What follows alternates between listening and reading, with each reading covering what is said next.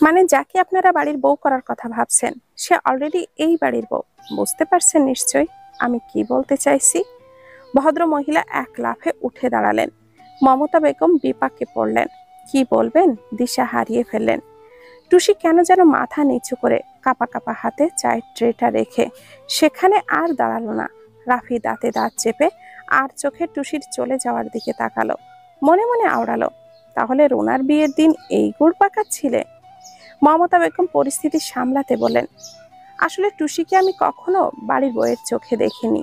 Ruby Runa যেমন আমার সন্তান, টুসিকেও আমি সেভাবেই দেখেছি। ওর পরিবার ছিল না। ও যখন 12-13 বছরের বাচ্চা মেয়ে তখন আমি ভালোবেসে ওকে এই বাড়ির বউ করে নিয়ে এসেছি। ও আমাকে মা বলে ডাকে। মা শব্দটা কতটা মধুর আর সুখের হয় জানেন তো। যখন প্রথম বুলি ফুটিয়ে মা বলে সন্তানেরা ডাকে, পৃথিবীর সমস্ত দুঃখ কষ্ট নিমিষেই লাঘব হয়ে যায় এই একটি ডাকে। মা শুধু একটা শব্দ নয়, এই শব্দের সাথে জড়িয়ে থাকে কত হাজারো ব্যথা বেদনা সুখ দুঃখ বিসর্জন দেওয়া, কতটা সময় অপেক্ষা করা, ধৈর্যের পরীক্ষা নেওয়া। কত সাধনা করেও অনেকে আবার এই ডাকটা শোনা থেকে বঞ্চিত থাকে। সেখানে এই মা ডাকটাকে আমি সমাজের বউ শাশুড়ির নাম সম্পর্কে দাসুরির সংঘর্ষে আনতে চাই না। ঠিক সেভাবেই ওকে আমি আগলে রেখেছি। বয়স কম, তাই স্বামীর সংসারের চাপ এখনো ওকে দেওয়া হয়নি। তবে ও ভালোবেসে যতটা পারে ততটাই করে, শুধু সংসারটাই শুরু করেনি। তাছাড়া ছেলে আমার বাইরের দেশে ছিল, দেশে এসেছে। এবার ওদের সংসার জীবনটা বুঝে নেবার পালা। রুনার বিয়ের ঝামেলাটা মিটে গেছে। এবার আমি ওদের সংসার জীবনটা সাজিয়ে দেবার চেষ্টা করছি। বাকিটা সৃষ্টিকর্তার ইচ্ছা। সব মানলাম, কিন্তু বাড়ির মেয়ে আর বাড়ির বউয়ের মাঝে কিছু চিহ্ন তো রাখতে হয়। সেটা হয়তো ভুলে গেছেন আপনারা। আসলে এক্ষেত্রে আমার হয়তো ভুল হয়েছে, মানছি আমি। তবে ভালোবাসা থাকলে কোনো চিহ্নের প্রয়োজন পড়ে বলে আমি মনে করি না। হাতে নাকে কাপড়ে বাড়ির বউ বলে চিহ্নিত করা মানেই তাকে বেড়ি পরিয়ে বেঁধে রাখা। আমি সেই বেঁধে রাখাকে সমর্থন করতে পারি না। তবে আমার সব সন্তানদের যথেষ্ট সভ্য আর মার্জিত ভাবেই আমি মানুষ করে এসেছি। তামিমের বাবা তার স্ত্রীর ছেলেকে প্রত্যাখ্যান হবার শোকে তীব্র রাগে ফেটে পড়ছে। যথারীতি চেষ্টা করছে মমতা বেগমকে অপদস্থ করার। এটা বুঝতে পেরে বিষয়টা সামলাতে তিনি বললেন, আসলে কিছু মনে করবেন না, আমাদেরও ভুল হয়েছে। রুনা মায়ের কাছে আমাদের সবকিছু জেনে কথা বলা উচিত ছিল। তাছাড়া হুট করে এমন একটা প্রস্তাব দেওয়া আমাদেরও উচিত হয়নি। আসলে একটা ছেলে তো, বুঝতেই পারছেন, তার চাওয়া পাওয়া অপূর্ণ রাখিনি কখনো। তার উপরে ছেলে আমার খুব নরম, আর মুখ ফুটে যখন এমন একটা পছন্দের কথা বলেছে। সে যাই হোক, যদি কিছু মনে না করেন, এই কথাগুলো এখানেই ইতি টানা ভালো বলে আমি মনে করছি। বাইরের কেউ জানতে পারলে বেশ লজ্জায় পড়তে হবে। সি সি, কি বলছেন? লজ্জায় তো আপনাদের থেকে আমাদের পড়তে হবে আগে। আর এই কথাটা এখানে আমরা কজন বাদে একটা কাকপক্ষীও জানতে পারবে না, কথা দিলাম। গতকাল বিকালে রুনা তানভীর তামিমের বাবা মা সহ যারা এসেছিলেন সবাই চলে গেছেন। সকালের বিষয়টা নিয়ে আর কোনো কথা হয়নি। রুনা তানভীর জনি রুবি রুনা এরা কেউই জানতে পারেনি বিষয়টা।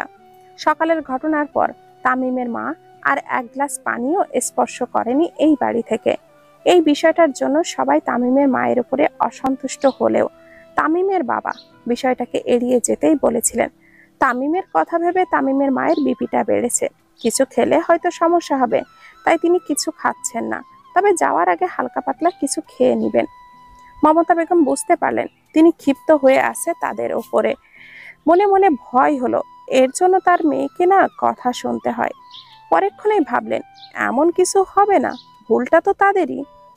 রাফি বেলকুনিতে বসে আছে, মাথায় তার অনেক অনেক চিন্তা ঘুরপাক খাচ্ছে। জীবনটা কোন দিকে মোড় নিবে হিসাব মেলাতে পারছে না রাফি। আর না পারছে জোর করতে। তার উপরে নিত্য নিত্য নতুন নতুন প্যারা, এইসব চাপ আর নিতে পারছে না সে। ঘাড়ের রগগুলোতে টস টস করে ব্যথা করছে তার। তাই রকিং চেয়ারে বসে মাথাটা পেছনে এলিয়ে দিয়ে চোখটা বন্ধ করে দুলছে। সময় রাত 10টা হবে।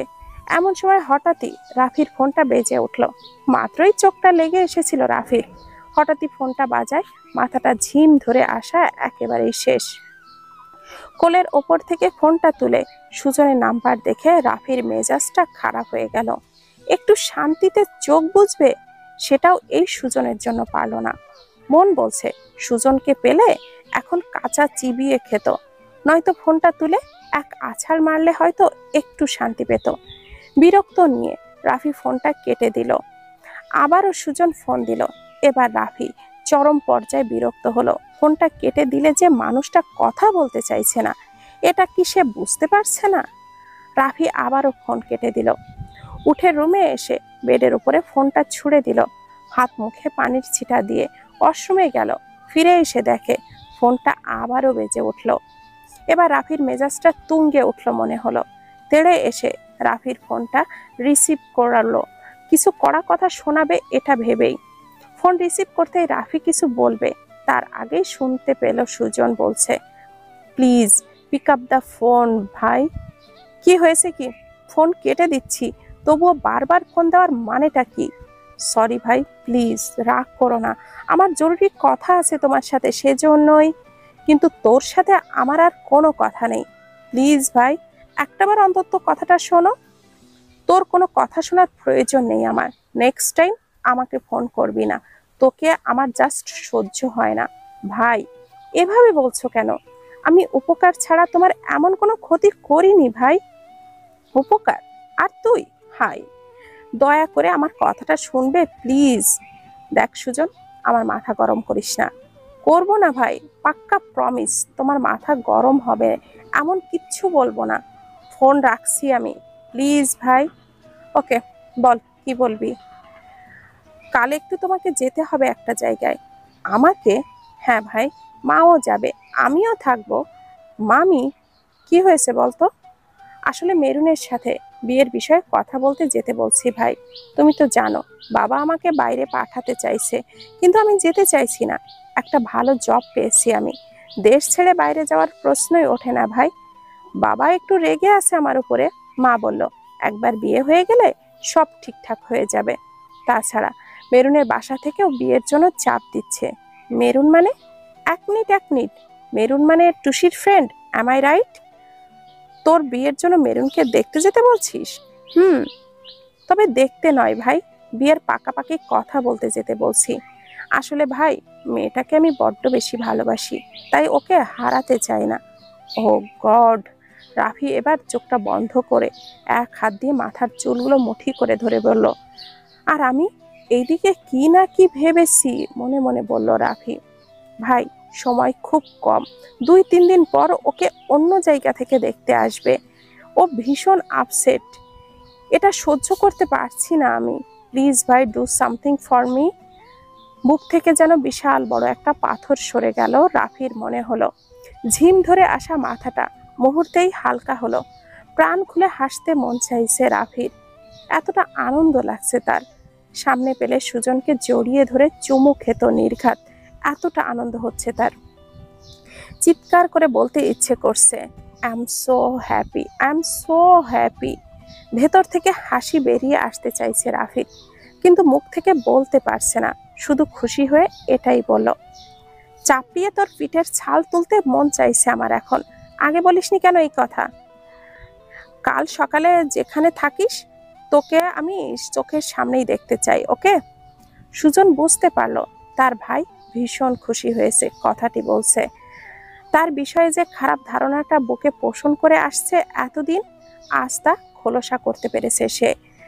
তাই সুজনও ভীষণ খুশি হলো। রাফি ছাদের রেলিং ধরে দাঁড়িয়ে নিকোটিনের ধোঁয়া ওড়াচ্ছে। জনি গতকালের ঘটনাটা রাফির মুখ থেকে শুনে তবদা মেরে গেল। রেলিং এর ওপরেই বসে আছে। রাফির কোনো হেলদোল নেই জনির এমন বসে থাকায়। ঘন ঘন 2-3 বার নিকোটিনের ধোঁয়া নিয়ে অবশিষ্ট অংশটি ফেলে দিয়ে জনিকে বলল, কথা কোথায় হারিয়ে গেলি? কেন, কথা হারিয়ে গেল নাকি তোর? তুই যা শোনালি তারপর কথা আসে মুখ থেকে বল। তাহলে তো বলতেই হয়, তোকে বলা ঠিকই হয়নি। আসলে বিষয়টি বলতাম না যদি না তানভীর তোর পরিচিত কেউ হতো। আমি শুধু ভাবছি ওই ছেলেটার জন্য রুনাকে না কথা শুনতে হয়। তানভীরকে কি তোর কাপুরুষ মনে হয়? ওর মতো একটা ছেলেই হয় না। ওর বউকে কেউ কিছু বলবে আর ও সেটা ছেড়ে দিবে, তেমন ছেলে ও নয়। রুনাকে কোনো কথা শুনতে হবে না, এটা আমি গ্যারান্টি দিতে পারি তোকে। এমনি এমনি তানভীরের সাথে রুনার বিয়ে দেয়নি ওকে। যাক, তাহলে ভরসা পেলাম। তুই তো ভরসা পেলি, এবার আমাকে একটা কথা বলতো, তুই কি করবি? কি চাস তুই? সংসার করবি না কি এইভাবেই সারাটা জীবন পার করবি? এভাবে আর কতদিন? কথাটা আমাকে না জিজ্ঞাসা করে ওকে যে জিজ্ঞাসা কর। আমি তো চেষ্টা করেছি, ও ফিরিয়ে দিয়েছে বারবার আমাকে। ও কথা বলতে চাইছে আর তুই ওকে সুযোগ দিচ্ছিস না। বাসার সবাই বিষয়টা বুঝতে পারছে, কিন্তু তুই বুঝতে পারছিস না কেন? কি বুঝবো আমি? আমার কথা বলার প্রয়োজন হয়েছে, সোজা ওর রুমে যেয়ে আমি হাজির হয়েছি। আমি তো ওর মতো আমতা আমতা করিনি। তোর কথা আর ওর কথা আলাদা। তুই একটা ছেলে আর ও একটা মেয়ে। ছেলেরা যা পারে মেয়েরা তা সহজে পারে না। তাই বলছি, অবুঝের মতো করে কথা বলিস না। আমি আমার সাথে কথা বলেছি, তোদের এই রেষারেষি সত্যি আর নেওয়া যাচ্ছে না। নিজে থেকে তোরা দুজনে কেউই কাছে আসবি না, এটা বোঝা হয়ে গেছে। এবার যা করার স্ট্রেটলি আমাদেরকেই করতে হবে। বন্ধ রুমে কাবার্ডের কাছে এক কোণে শ্বাস আটকে দাঁড়িয়ে আছে টুসি। রাফি বেডের উপরে বসে হেডবোর্ডের সাথে হেলান দিয়ে মাথা পেছনে এলিয়ে দিয়ে নিশ্চুপ হয়ে বসে আছে। বেশ কিছু সময় পার হয়ে গেছে, কারোর মুখে কোনো কথা নেই।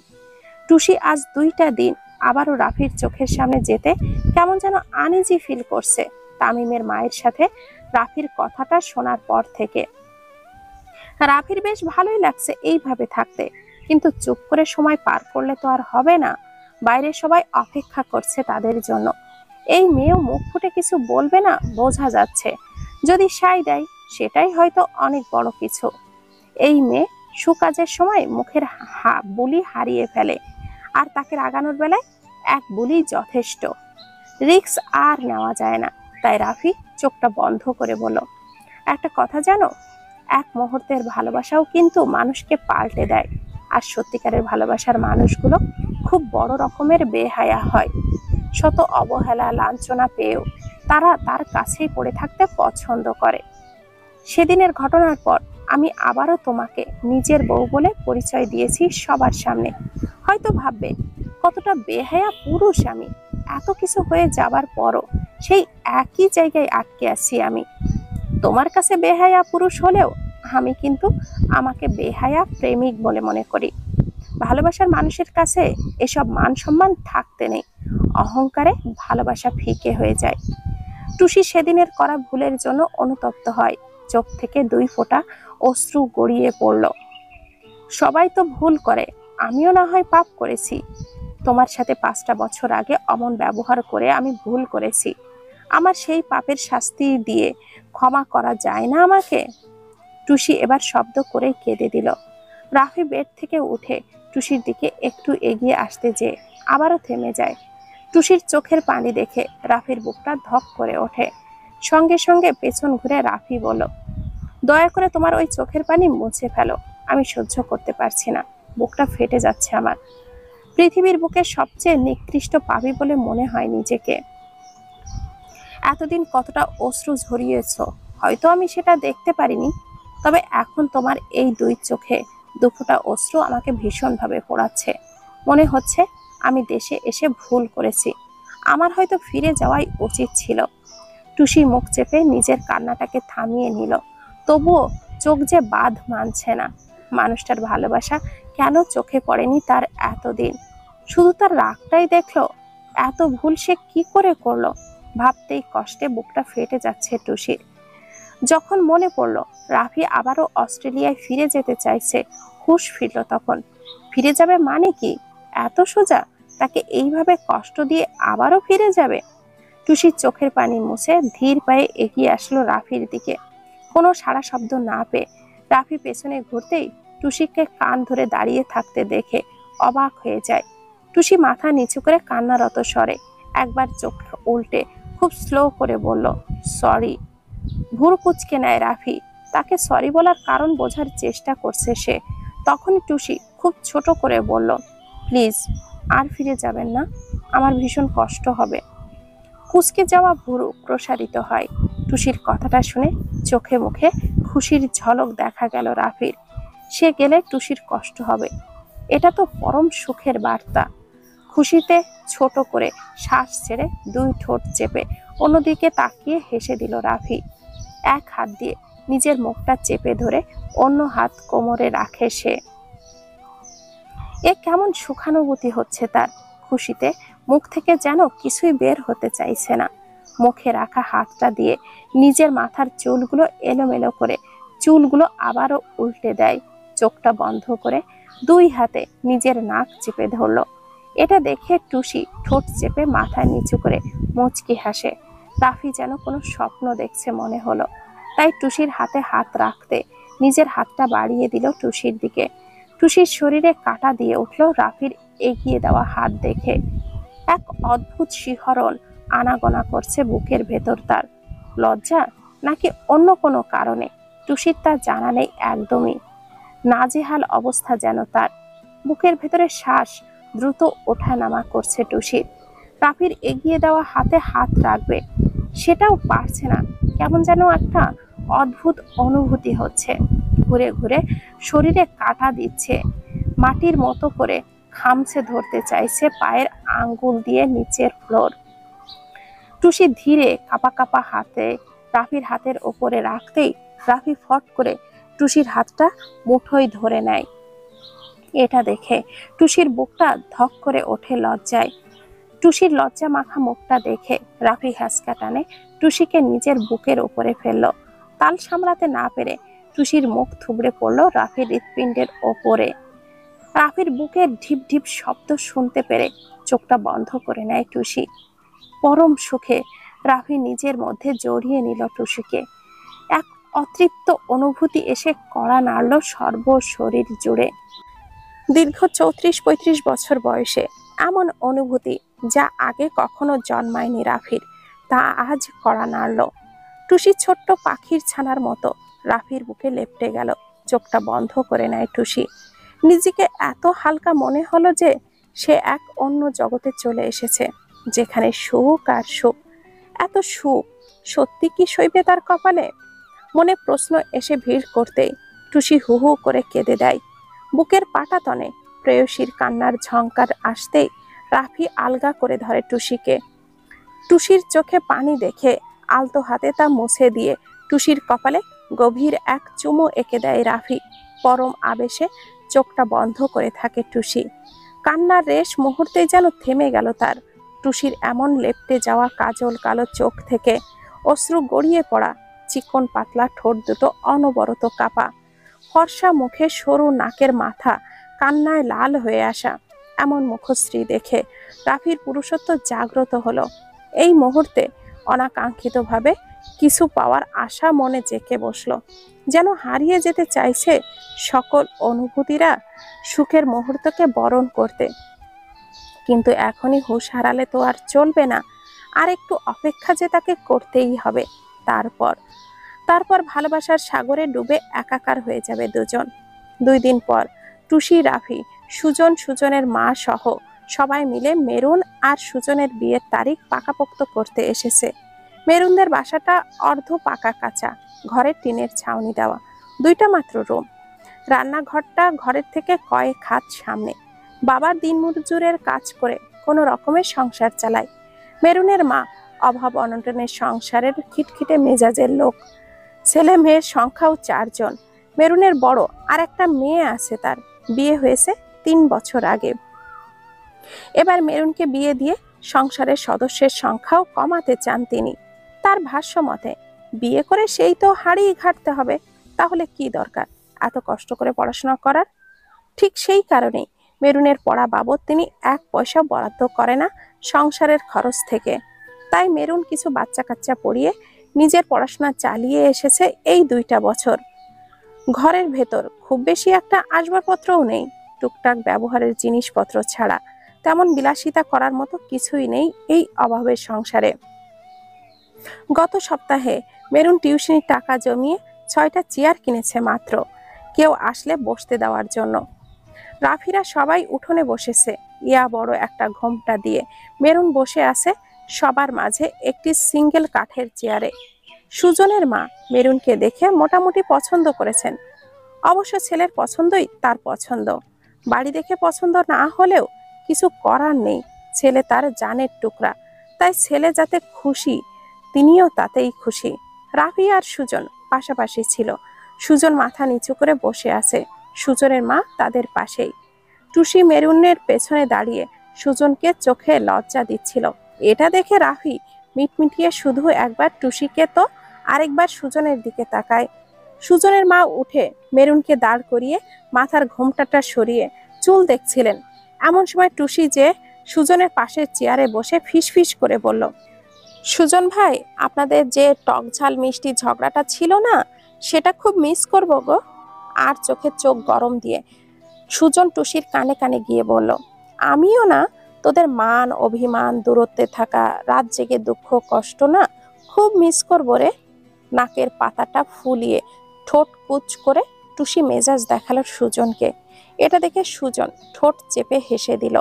এদিকে অ্যাটেনশন পাওয়ার জন্য রাফি হালকা গলা ঝাড়ল। রাফির দিকে তাকিয়ে সুজন টুসি দুজনই চুপ হয়ে গেল। সবার মতামত একত্রিত করে পরের শুক্রবার মানে 11 দিন পর বিয়ের তারিখ ধার্য করা হলো। পরের দিন সকালে জনি, রুবি, রোহান সবাই এই বাসায় এসেছে। আজ এখানে সারাটা দিন থাকবে তারা। জনির কাঁধে অনেক বড় দায়িত্ব দেওয়া হয়েছে, তার সব অ্যারেঞ্জমেন্ট জনিকে একা হাতেই সামলাতে হচ্ছে। সুজন নিজের বিয়ে নিয়ে ভীষণ ব্যস্ত, বাবার অমতে বিয়ে করতে যে একা হাতে সব সামলাতে হিমশিম খেয়ে যাচ্ছে।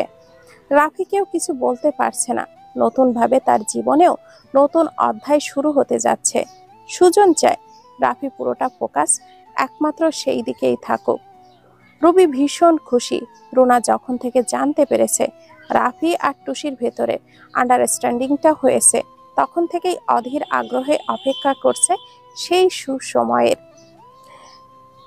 জনি রেজিস্ট্রি অফিসে সবকিছু ঠিকঠাক করে এসেছে, এখন শুধু সময়ের অপেক্ষা। রাতে খাবার খেতে বসেছে তারা সবাই, এক পাশে রুবি, টুসি, রোহান আর অন্য পাশে রাফি, জনি, মমতা বেগম। টুসি কিচেন থেকে মাংসের বাটিটা গরম করে এনে সামনে রাখতেই রাফি মমতা বেগমকে বলল, মম, মাংসের কড়া ঝাল ঝাল মোরব্বাটা ভীষণ মিস করছি আজকাল। জনির মুখে খাবার রেখেই রাফির দিকে এমন দৃষ্টিতে তাকালো যেন রাফি অবাস্তব কিছু বলে ফেলেছে এইমাত্র।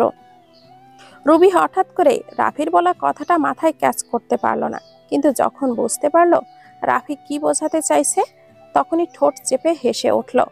মমতা বেগম বিষয়টা বুঝতে পেরে মুচকি হাসলেন শুধু। রোহান মায়ের হাসি দেখে খিলখিল করে হেসে দিল।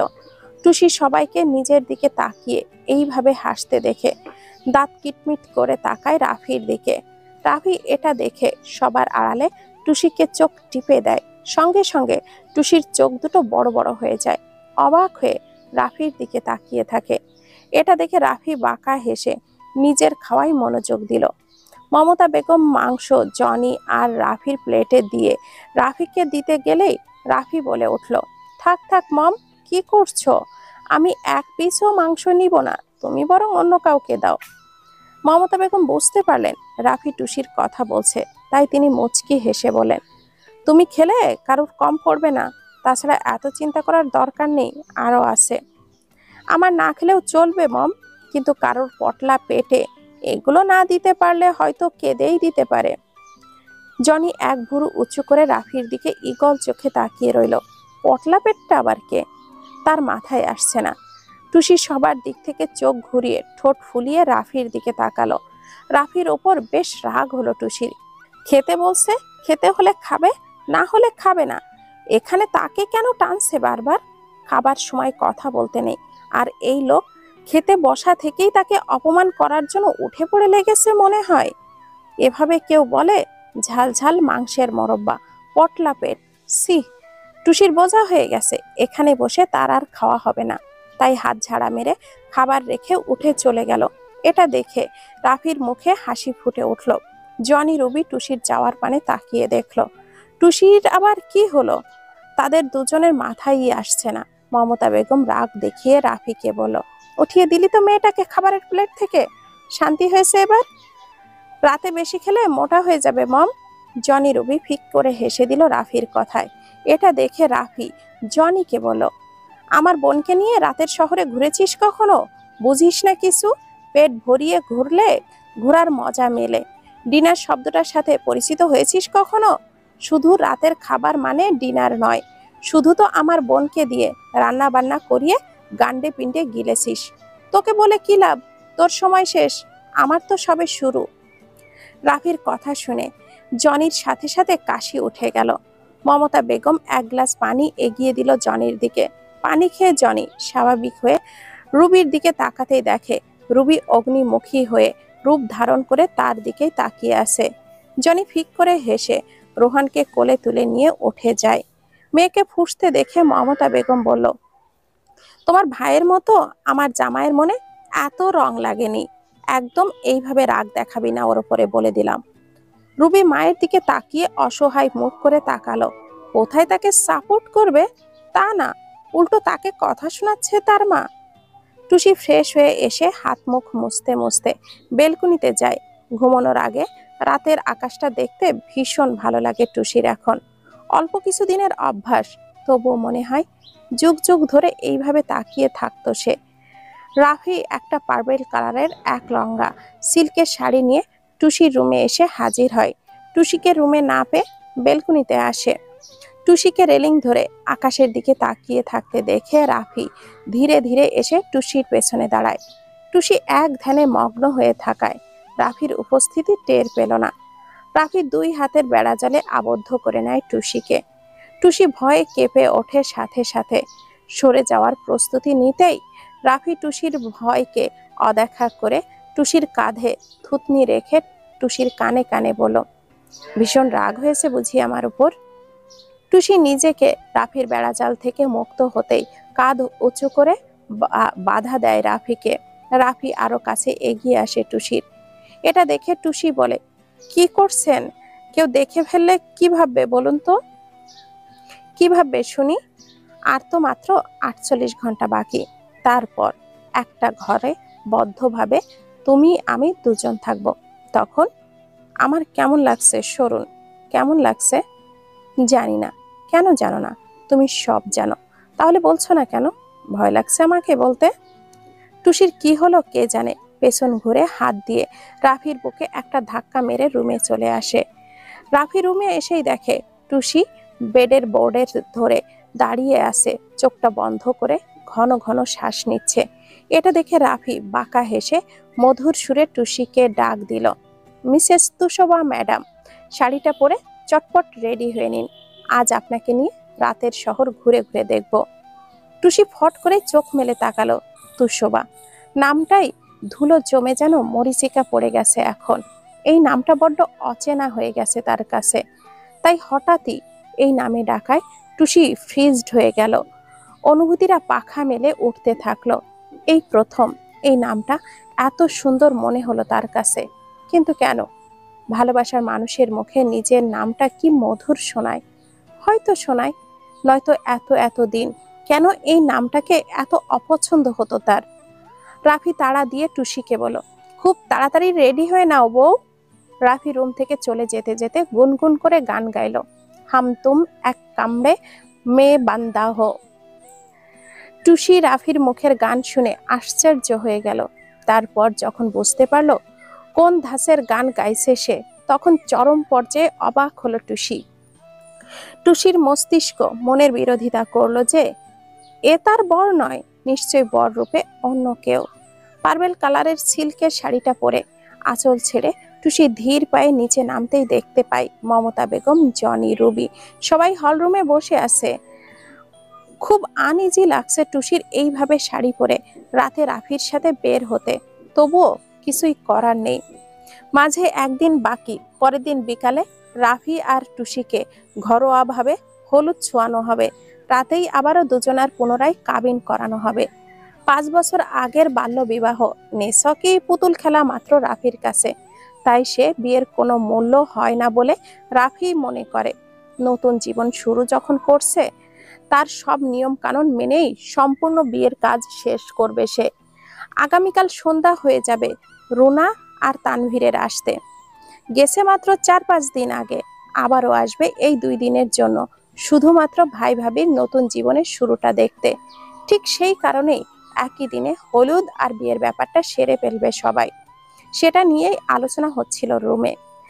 টুসিকে একদম সিম্পল শাড়িতে দেখেও রাফি মুগ্ধ হয়ে তাকিয়ে আছে। ডিভানের এক পাশে টুসির শাড়ির সাথে ম্যাচ করে পাঞ্জাবি পরে রোহানকে কোলে নিয়ে বসেছিল সে। টুসিকে আসতে দেখে স্মিত হেসে রাফি উঠে দাঁড়ায়। সবাই সেটা খেয়াল করে টুসিকে লজ্জায় মাথা নিচু করে তাদের দিকে আসতে দেখে সবার মুখে হাসি ফুটে ওঠে। টুসি এক পলক রাফিকে দেখে অবাক হয়ে যায়। ইস, বরটাকে কি সুন্দর, কি দারুণ লাগছে দেখতে। সবাই চাহনি তার দিকে বুঝতে পেরে টুসি আবারও মাথা নিচু করে দেয়। রাফি রোহানকে মমতা বেগমের কোলে দিয়ে বলে, মাম্মা এখন নানুর কাছে যাও, বাইরে ঠান্ডা বাতাস, যাওয়া যাবে না একদমই। নানু ভাই, মামাকে বলে দাও তারা যেন সাবধানে থাকে। মাম্মাম সাবধানে থাকবা, ঠান্ডা বাইরে। 2 হাতে তালি দেওয়ার মতো করে ছোট ছোট হাত বুলিতে বলে উঠল। রাফি রোহানের মুখে শক্ত চুমু এঁকে দিয়ে বলল, আত্মা। হল রুম থেকে বেরিয়ে বাইরে এসে রাফি ফট করে টুসির হাতটা শক্ত করে ধরে। টুসির সাথে সাথেই যেন সেখানেই জমে যায়, আর এক পাও এগোনোর শক্তি তার মাঝে নেই। বুকের ভেতরে ধুকপুক ধুকপুক শুরু হয়। রাফি টুসির দিকে একটু ঝুঁকে ফিসফিস করে বলল, এত সুন্দর না হলেও পারতে বউ। এই 2-3 দিন ধৈর্য ধরার তর সইছে না আমার। মন তো বলছে এক্ষুনি একটু জড়িয়ে ধরতে, একটু সুযোগ দিবে। মুহূর্তে টুসির সর্বশরীরে এক অদ্ভুত শিহরণ খেলে গেল। কি সাংঘাতিক কথা, ভাবা যায়? টুসির হাত পায়ের ভর একেবারে ওপরের ওপরে ছেড়ে দিতে চাইল। সবকিছু যেন অসাড় হয়ে আসছে তার। টুসি লজ্জায় নিজেকে গুটিয়ে নিতে চাইল। বিষয়টা রাফি বুঝতে পেরে আবারও টুসির আরো কাছে এসে কানে কানে ফিসফিস করে বলল, ভয় নেস মিসেস আরিয়ান রাফি, নিজের সামান্যটুকু ইচ্ছা পোষণ করলাম মাত্র। সুদ সমেত নিজের চাওয়া পাওয়া সবটুকু পূরণ করে নিব। তখন কোনো বাধা দিলে কিন্তু আমি শুনবো না। টুসির কি হলো জানে না, এতক্ষণ দাঁড়িয়ে থাকলেও লজ্জায় এখনই যেন এখানে দাঁড়িয়ে থাকার শক্তিটুকুও তার মাঝে আর রইল না। চোখটা বন্ধ করে ঢলে পড়বে বলে মনে হচ্ছে। এটা বুঝতে পেরে ঠিক তখনই রাফি টুসির কপালে ছোট্ট করে একটা ভালোবাসার আলতো পরশ এঁকে দিয়ে বলল, লজ্জা ভেঙে দিলাম, এবার চোখ মেলে তাকাবে না? টুসি ধীরে ধীরে চোখ মেলে তাকালো রাফির দিকে। রাফি স্মিত হেসে বলল, এবার যাওয়া যাক। বাইকে করে অনেকটা পথ দূর এসেছে টুসি আর রাফি। রাতের শহরটা একদম অন্যরকম জাঁকজমক হয়। ভিন্ন রঙে রঙিন আলো দেখা যেন ক্ষণে ক্ষণে, যেন একই জায়গায় দুইটি রূপ, রাত আর দিনের ব্যবধানে। রাস্তার পাশে রঙিন আলোয় ছোট ছোট দোকান বসেছে দেখা যায়, যেটাকে ঘিরে লোক সমাগম। রাস্তার 2 পাশের সারিতে যে বেঞ্চগুলো আছে সেখানে দেখা যায় বন্ধুদের আড্ডাখানা। আর একটু দূরেই ফ্লাইওভার। শো শো করে কত শত বাইক রাফিদের গাড়ি অতিক্রম করে চলে যাচ্ছে। একটু আগে গাড়ি থামিয়ে টুসিকে আদর মাখা কণ্ঠে ছোট্ট করে বকা দিয়েছে রাফি। কারণটা হলো টুসি রাফির পেছনে বসেও বেশ দূরত্ব রেখেছে নিজেদের মাঝে। কাঁধে হাত দিতে বলাই টুসি আরো পেছনে চেপে বসেছে। এতে করে গাড়ি চালাতে মনোযোগ ক্ষুণ্ণ হচ্ছে রাফির। এটা কোনো কথা? কোথায় ভালোবাসার মানুষকে জড়িয়ে ধরে বসে ঘোরার আনন্দটা উপভোগ করবে? তা না, তার বাচ্চা বউটা তাদের মাঝে ফাঁকা দেওয়াল বানিয়ে রেখেছে। তাই শাস্তি স্বরূপ রাফি বলেছে তার কোমরটা জড়িয়ে ধরে রাখলে গাড়ি চালাবে, নয়তো সারা রাত এখানেই থেমে থাকবে। অজ্ঞত টুসি রাফির কোমরটা জড়িয়ে ধরে বসতে বাধ্য হলো। এবার রাফিও তাল মিলিয়ে চলছে। পেছন থেকে কোমর পেঁচিয়ে প্রেয়সীর এক বিশ্বস্ত হাত তাকে আঁকড়ে ধরেছে। আর কি লাগে, ফুরফুরা মেজাজে সেও চলছে দূর অজানায়। কিছু সময় পর গাড়ি থামায় রাফি ওভারব্রিজের মাঝে। বেশ অনেকটা সময় সেখানে দাঁড়িয়ে পরিবেশটা উপভোগ করে দুজনে। টুসিকে অবাক করে দিয়ে মনে মনেই শেষ নিঃশ্বাস পর্যন্ত পাশে থাকার প্রতিজ্ঞা করে আকাশে বাতাসে পরিবেশ সাক্ষী রেখে রাফি এক জোড়া বালা পরিয়ে দেয় টুসির হাতে। আচমকাই এমন করায় টুসি শুধু অবাক নয়, আশ্চর্যও হয়ে যায়। টুসির চোখের কোণে পানি জমে যায়। এত সুখ ভালোবাসা তার কপালে কি সত্যিই সইবে? টুসির ছলছল চোখের দিকে তাকিয়ে রাফি আন্দাজ করতে পারে টুসির মনে আসলে কি চোখ। রাফি ডান হাতে টুসির চোখের কোণ থেকে পানিটা মুছে দিয়ে স্মিত হাসে। টুসির মনোযোগ অন্যদিকে নিতেই রাফি টুসিকে বলে, সামনের একটা টঙের দোকান আছে, মালাই চায়ের জন্য বিখ্যাত বলা চলে। শুধুমাত্র মালাই চা খাওয়ার জন্য প্রায় বন্ধুরা মিলে এখানে আসতাম। দেশে ফিরেও কয়েকবার এসেছি। যাবে আমার সাথে সেখানে এই রাতে? কেন, ভয় করছে আমার সাথে যেতে? এত দূর তো এসেছি, তাছাড়া আপনার সাথে যেতে ভয় করবে কেন? তাহলে চলো, ট্রাস্ট মি। একবার সেখানকার মালাই চা খাওয়ার পর তুমি নিজে প্রতিদিন আমার কাছে বায়না করবে এখানে আসার জন্য। তাছাড়া বেশ ঠান্ডা ঠান্ডাও লাগছে, গরমের উষ্ণতা পেলে মন্দ হবে না এখন। স্মিত হেসে সম্মতি জানায় টুসি। চায়ের আড্ডাটা শেষ করে আরো কিছুটা সময় কাটায় দুজন একসাথে। রাত প্রায় 11:30 বাজে রাফিদের বাসায় ফিরতে ফিরতে। আসার আগে বাইরে থেকে ডিনার করেই ফিরে সে। একটু পরেই হলুদ ছোঁয়ানো হবে রাফি আর টুসি দুজনেরই। গতকাল সারাটা দিন লেগেছে দুই বিয়ের কেনাকাটা করতে করতে। তার উপরে টুসির মা নাসরিন বেগম এবং তুষারকে যে আনা হয়েছে জনির মাধ্যমে। সুজনের বিয়েতে মেরুনের যাবতীয় সামগ্রী রাফির পক্ষ থেকে দেওয়া হচ্ছে। সুজন অমত করলেও রাফি শোনেনি। রাফি বলেছে এটা তার পক্ষ থেকে ছোট উপহার। গতকাল রুনা আসতে পারেনি, তবে আজ দুপুরের পরপরই চলে এসেছে। সুজন সকাল থেকেই রাফির বলা কথা অনুযায়ী বাসর সাজাতে সাজাতে নাজেহাল অবস্থা হয়েছে। জনি মোটামুটি কাজী সহ কোর্ট ম্যারেজ করার জন্য যাবতীয় কাগজপত্র গোছাতে ব্যস্ত। মেরুন সারাটা দিন থাকতে পারবে না, প্রখর ইচ্ছে থাকা সত্ত্বেও। এটা সুজনের কড়া আদেশ, কারণ সে নতুন কনে আর রাফির বিয়েতে সুজনের পরিবারের সবাই উপস্থিত থাকবে। তবে সুজন বলেছে 30 মিনিটের জন্য সময় বুঝে এখানে নিজে নিয়ে আসবে আর রেখেও আসবে মেরুনকে। মেরুন তাতেই বেজায় খুশি হয়েছে। রাফি টুসিকে পাশাপাশি বসানো হয়েছে। সবুজ পাড়ের হলুদ শাড়িতে হলদে পাখি মনে হচ্ছে টুসিকে। রাফিও হলুদ পাঞ্জাবিতে হাঁটুর উপরে কুনুই ভর দিয়ে একেবারে হিমু সেজে বসে আছে টুসির পাশেই। দুজনের মাঝে কয়েক ইঞ্চি তফাৎ মাত্র। দুই বোন থেকে হলুদ পর্ব শুরু হয়ে যায়। প্রথমে রাফির গালে হলুদ পরে তারপরে টুসির গালে পরানো হয়েছে হলুদ। একে একে মমতা বেগম, সুজনের পরিবারের সবাই হলুদ ছোঁয়ায় ওদের দুজনকে। হলুদের পর্ব শেষ করে গোসল সেরে টুসিকে হালকা খাবার খাইয়ে রাতে বিয়ের সাজের জন্য প্রস্তুতি নেওয়া হয়। পার্লার থেকে দুইজন মেয়ে এসে ঘন্টা দুইয়ের মধ্যে টুসিকে বধূ সাজে সজ্জিত করেছে। রাত প্রায় 9:30 এর দিকে কাজী বিয়ে পড়িয়ে নেয়। জনি প্রয়োজনীয় কাগজপত্র রেডি করে রাখে। বিয়ের কাজ সব শেষ করে খাওয়া দাওয়া সেরে নেয় সবাই। বিয়ের কিছুক্ষণ আগে মেরুন আসে। খাবার খেয়ে টুসির সাথে দেখা করে 25 মিনিটের জন্য সুজন আর মেরুনকে রেখে আসে। সুজনের পরিবারের সবাই চলে যায়, সুজনের থেকে যায়। রাফির বন্ধু মহলে সবাই এসেছিল। বিয়ে শেষে খাওয়া দাওয়া করে তারাও চলে যায়।